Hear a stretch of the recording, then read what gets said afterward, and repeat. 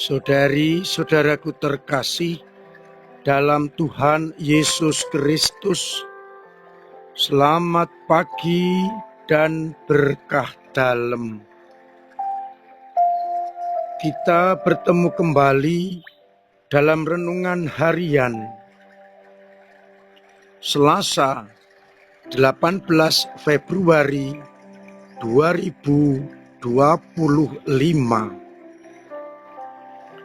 Seperti biasanya, kita mendasarkan permenungan pada bacaan Ekaristi hari ini.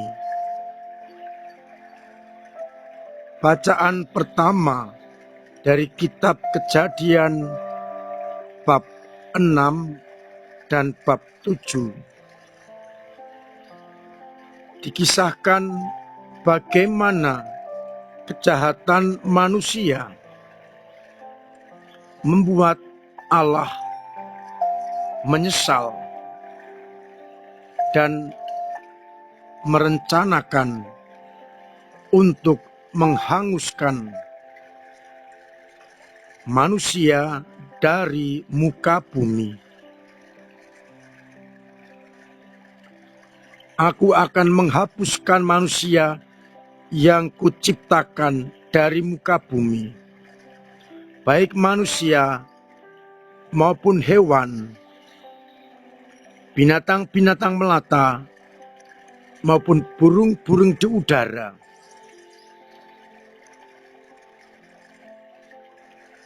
Tetapi hanya Nuh dan keluarganya yang mendapatkan kasih karunia di hadapan Tuhan.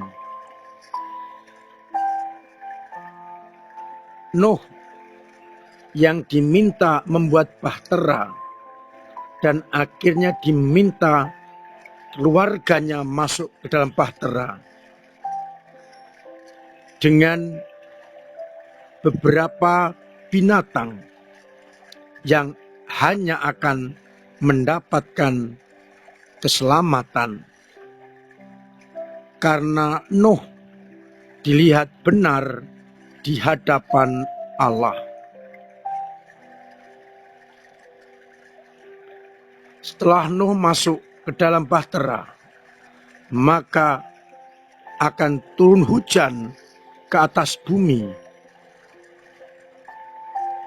sehingga air bah akan memenuhi muka bumi.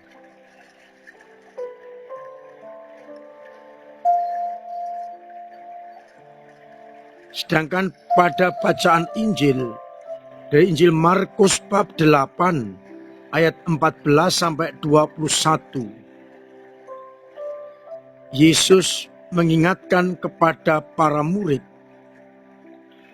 agar waspada dan berjaga-jaga terhadap ragi orang Farisi dan ragi Herodes. Mereka belum juga mengerti artinya, karena mereka berpikir dikritik karena tidak membawa roti. Yesus mencoba membuka mata mereka. Mengapa kamu memperbincangkan soal tidak ada roti? Belum jugakah kalian memahami dan mengerti? Sudah dekilkah hati kalian? Kalian punya mata tapi tidak melihat, punya telinga tapi tidak mendengar. Yesus telah menggandakan roti, maka tidak perlu khawatir soal roti. Tetapi yang diminta adalah berjaga-jaga terhadap ragi Herodes dan ragi orang Farisi.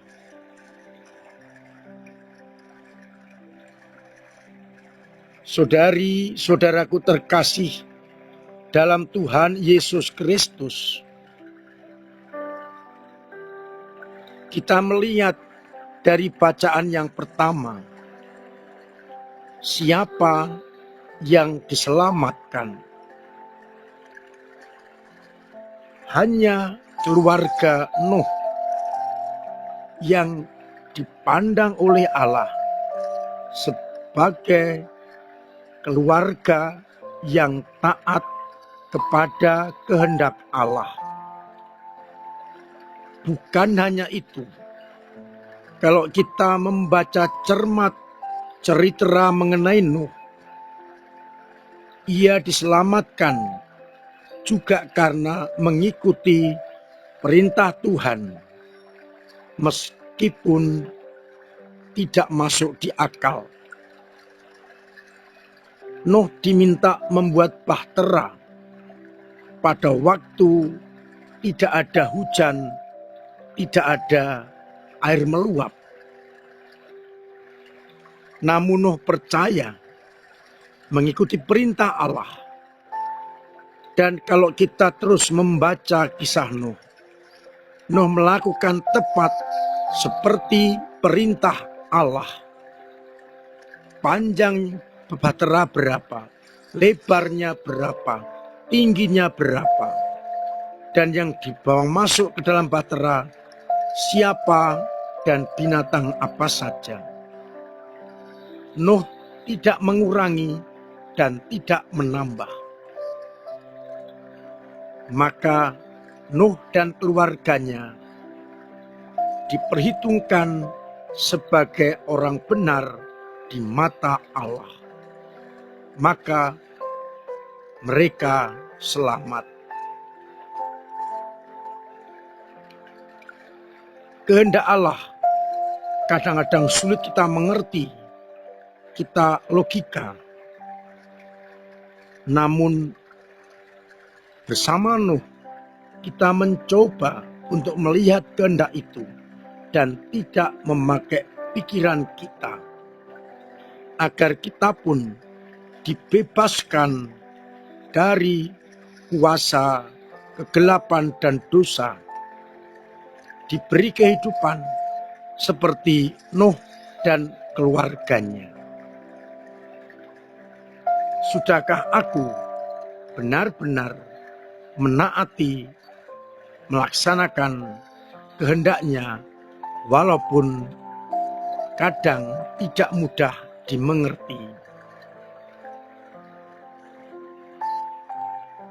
Dari bacaan Injil, sekali lagi Palmer juga bicara hanya soal ragi roti. Tetapi Yesus mengajak untuk waspada terhadap ragi orang-orang Farisi dan juga ragi Herodes. Apa artinya itu? Ragi adalah sesuatu yang bisa mempengaruhi seluruh entah adonan, entah apapun yang diberi ragi. Nah sekarang apa ragi Herodes? Apa ragi orang-orang Farisi? Kita tahu Herodes adalah penguasa. Yang muncul adalah kekejaman, kemunafikan, mencari yang menguntungkan, haus kekuasaan, haus harga diri, iri hati. Itulah ragi Herodes. Ragi orang-orang Farisi, kita lihat bagaimana mereka munafik. Mereka hanya melihat hukum secara kaku, cenderung menyalahkan orang lain demi hukum dan aturan. Sikap-sikap seperti inilah yang bisa mempengaruhi kita. Ragi-ragi inilah yang membuat kita semakin jauh dari Allah. Maka kita diajak waspada untuk tidak terpengaruh, bahkan menjadi ragi-ragi itu. Hendaknya kita tetap berpegang pada kehendak Allah dan jangan disilokan, dipengaruhi oleh ragi ketamaan, ragi kemunafikan, ragi kekejaman. Tetapi kita dikuasai oleh ragi cinta kasih, ragi bela rasa, ragi di mana orang berperhatian kepada sesama. Dengan kata lain, semoga hidup kita dipenuhi dengan ragi-ragi Kristus. Sudahkah aku benar-benar menjadi ragi Kristus? Dan saya meninggalkan ragi Farisi dan ragi Herodes. Tuhan memberkati kita sekalian. Amin. Marilah berdoa. Bapa yang penuh kasih, kami bersyukur Kau ingatkan lewat kedua sabda putramu hari ini yang mengajak kami untuk mengerti kehendak-Mu, merenungkan dan melaksanakannya, agar akhirnya kami sungguh dikuasai oleh ragi Yesus putramu dan dijauhkan dari ragi Farisi dan ragi Herodes. Untuk itu kuatkan iman kami yang kadang lemah dikalahkan dunia, kadang jatuh, kadang mandek, bahkan hampir hilang. Semoga dengan kuat kuasa-Mu, iman kami tetap bertumbuh dan berkembang, semakin kokoh, semakin mendalam, dan semakin tangguh. Semoga umat-Mu yang sakit Engkau sembuhkan, yang punya beban berat Engkau ringankan, yang punya persoalan Engkau bantu untuk mengurai,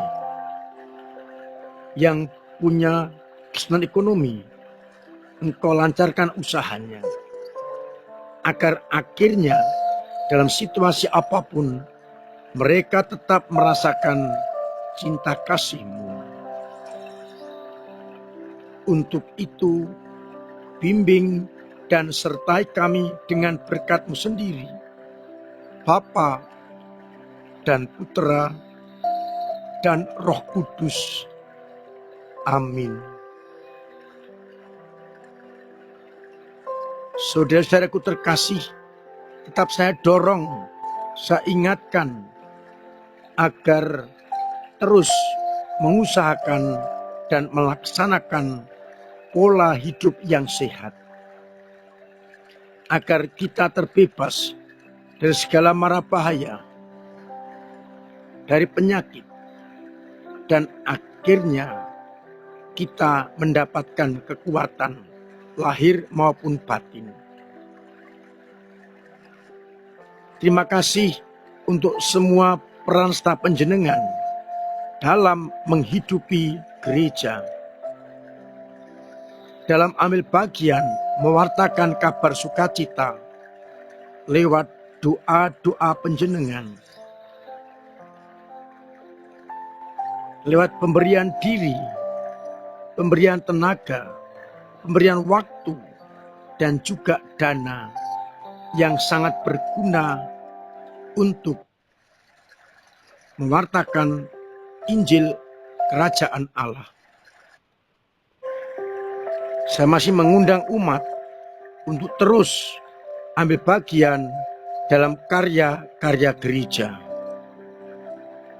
Semoga dengan demikian gereja kita semakin tangguh, kokoh, kuat dalam pewartaan Injil Kerajaan Allah. Mari kita ikuti berbagai kegiatan di lingkungan, di wilayah, di paroki, di rayon maupun di kevekepan, agar akhirnya kita guyup sebagai persekutuan umat Allah. Akhirnya saya mengucapkan selamat pagi, selamat merenungkan, salam sehat, Tuhan memberkati.